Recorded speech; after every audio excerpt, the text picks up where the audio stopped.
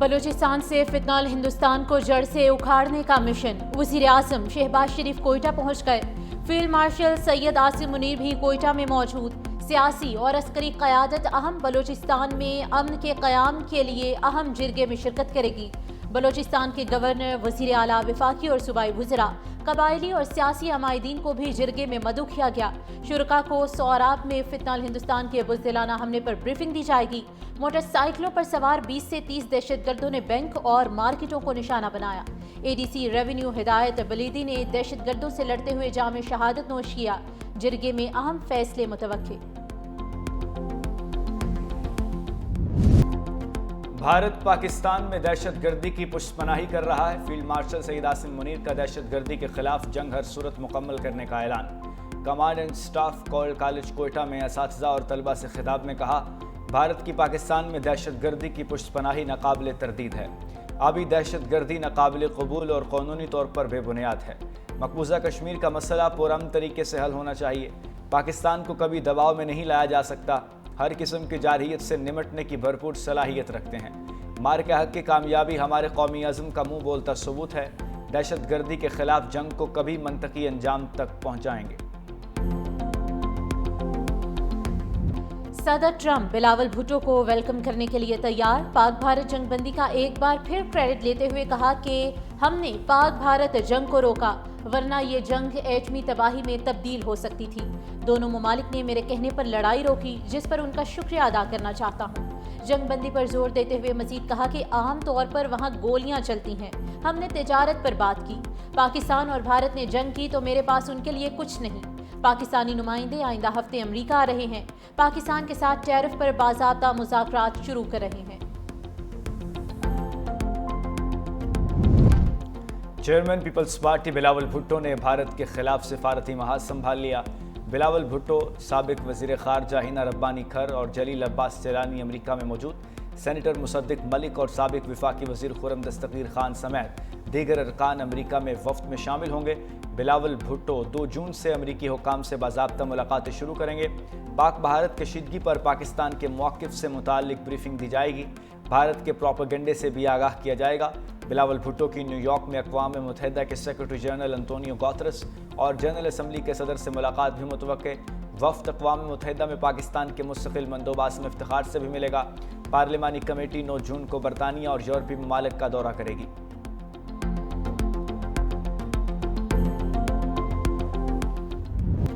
بھارت کے ساتھ تناؤ میں کمی نہیں آئی، جنرل ساحر شمشاد مرزا کی warning. Chairman joint chiefs of staff committee نے کہا کہ اسٹریٹجک مس کیلکولیشن کے خدشے کو رد نہیں کر سکتے۔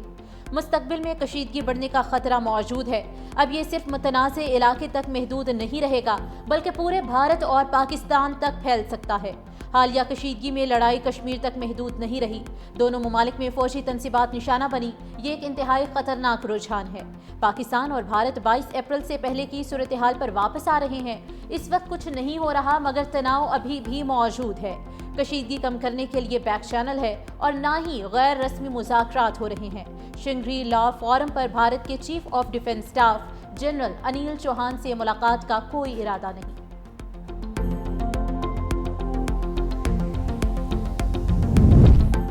کولمبیا کا دہشت گردی پر بھارتی بیانیہ قبول کرنے سے انکار۔ بھارتی سفارتی وفد کے سربراہ ششی تھرور نے سفارتی محاذ پر اپنی ناکامی اور پاکستان کی کامیابی کا اعتراف کر لیا۔ ششی تھرور کا کہنا ہے کہ کولمبیا نے پاکستان میں بھارتی حملوں میں جاں بحق ہونے والوں سے تو دلی تعزیت کی، لیکن بھارت میں ہلاک ہونے والوں سے ہمدردی نہیں دکھائی۔ کولمبیا میں پریس کانفرنس میں ششی تھرور نے کہا کہ ہم کولمبیا کی حکومت کے رد عمل سے تھوڑا مایوس ہوئے۔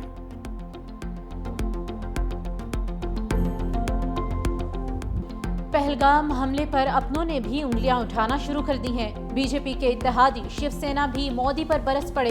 سنجے راوت کا امت شاہ سے استعفے کا مطالبہ، کہا امت شاہ کی ناکامی سے پہلگام حملہ ہوا مگر کوئی جواب دہ نہیں۔ 26 خواتین بیوہ ہو گئی، لیکن دلی میں سیاست کا میلہ لگا ہوا ہے۔ مودی حکومت صرف کریڈٹ لینے میں مصروف ہے۔ پہلگام کے 6 دہشت گرد ابھی تک نہیں پکڑے گئے، شاید انہوں نے بی جے پی میں شمولیت حاصل کر لی ہے۔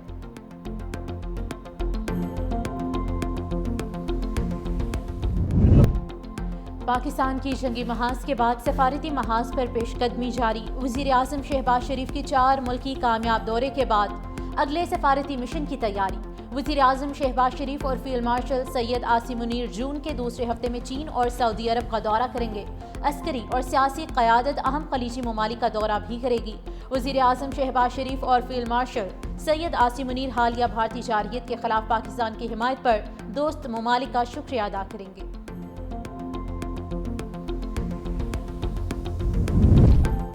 دنیا بھارتی بیانیہ قبول کرنے کو تیار نہیں۔ بھارتی سفارتی وفود کی پاکستان کے خلاف چارج شیٹ ناکام ہو گئی۔ سینیٹر شیری رحمان نے ٹی وی انٹرویو میں کہا، دنیا کی کسی بھی جنگ میں پانی کو ہتھیار کے طور پر استعمال نہیں کیا گیا۔ بھارت اب خطے اور دنیا کے لیے خطرہ ہے۔ مودی حکومت نے بہتان کو خارجہ پالیسی بنا لیا۔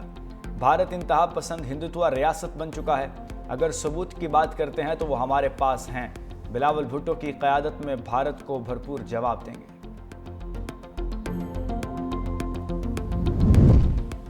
پاکستان کا بھارت میں مذہبی منافرت کے بڑھتے واقعات پر اظہار تشویش۔ ترجمان دفتر خارجہ نے کہا کہ بھارت کا یہ رویہ خطے کے امن اور استحکام کے لیے خطرہ ہے۔ نفرت انگیز بیانات سے مسلمانوں کو نشانہ بنانا افسوسناک ہے۔ بھارت مذہبی تفریق سے بالا تر ہو کر شہریوں کے حقوق کا تحفظ یقینی بنائے۔ سیاسی مقاصد کے لیے مذہبی منافرت پھیلانا عالمی قوانین کی خلاف ورزی ہے۔ عالمی برادری بھی بھارتی کارروائیوں کا نوٹس لے۔ پاکستان اور امریکہ کے درمیان باہمی ٹیرف پر باضابطہ مذاکرات کا آغاز۔ وزیر خزانہ محمد اورنگزیب اور امریکہ کے تجارتی نمائندے جیمیسن گیریئر کی درمیان رابطہ۔ وزیر خزانہ اور امریکی تجارتی نمائندے نے تکنیکی سطح پر تفصیلی مذاکرات پر اتفاق کیا۔ وزارت خزانہ کے مطابق فریقین نے تعمیری ماحول میں اپنے نقطہ نظر کا تبادلہ کیا۔ دونوں ممالک کا مذاکرات کو جلد از جلد کامیابی سے مکمل کرنے کے عزم کا بھی اظہار۔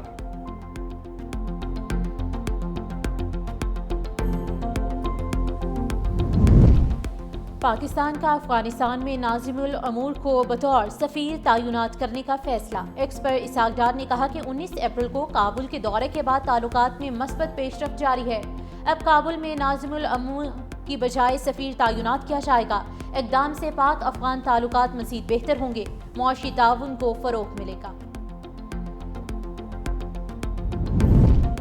سندھ حکومت نے ترقیاتی اہداف کا دوسرا ایڈیشن مکمل کر لیا۔ صوبائی ترقیاتی بجٹ 1000 ارب روپے سے زائد ہونے کا امکان۔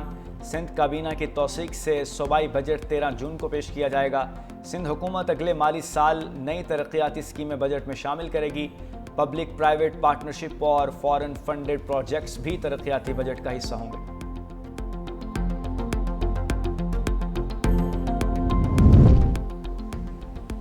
وفاقی وزیر داخلہ محسن نقوی کا فیض آباد انٹرچینج کا دورہ۔ ٹریفک کے بہاؤ کا تفصیلی جائزہ لیا۔ ری ماڈلنگ پروجیکٹ کے آغاز سے پہلے ٹریفک کا مؤثر مینجمنٹ پلان تیار کرنے کی ہدایت دی۔ محسن نقوی نے کہا کہ فیض آباد انٹرچینج دیدہ زیب اور دلکشی میں شاہکار ہونا چاہیے۔ فیض آباد انٹرچینج کے ساتھ لنکڈ ایریا کو دیدہ زیب لینڈسکیپنگ سے پرکشش گراؤنڈ میں تبدیل کیا جائے۔ انٹرچینج کے چاروں اطراف دیدہ زیب لائٹس نصب کرنے کی ہدایت۔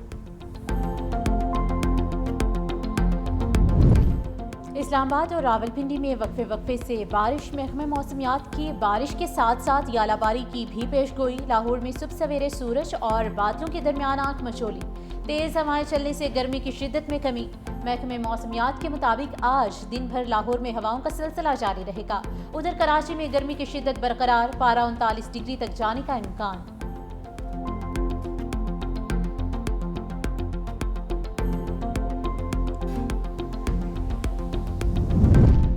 جنگ بندی معاہدہ قبول کرو ورنہ صفحہ ہستی سے مٹا دیا جائے گا۔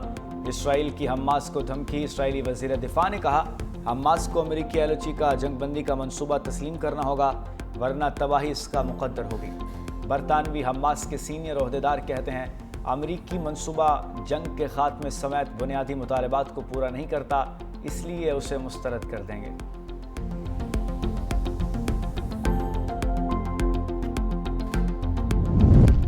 اسرائیل کا سعودی عرب سمیت عرب وزرائے خارجہ کو رامالہ جانے کی اجازت نہ دینے کا فیصلہ۔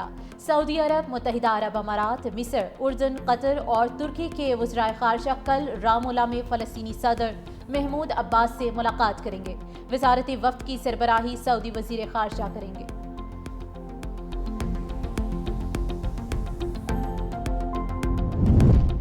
نائجیریا میں بارشوں اور سیلاب سے تباہی، 100 سے زائد افراد جاں بحق۔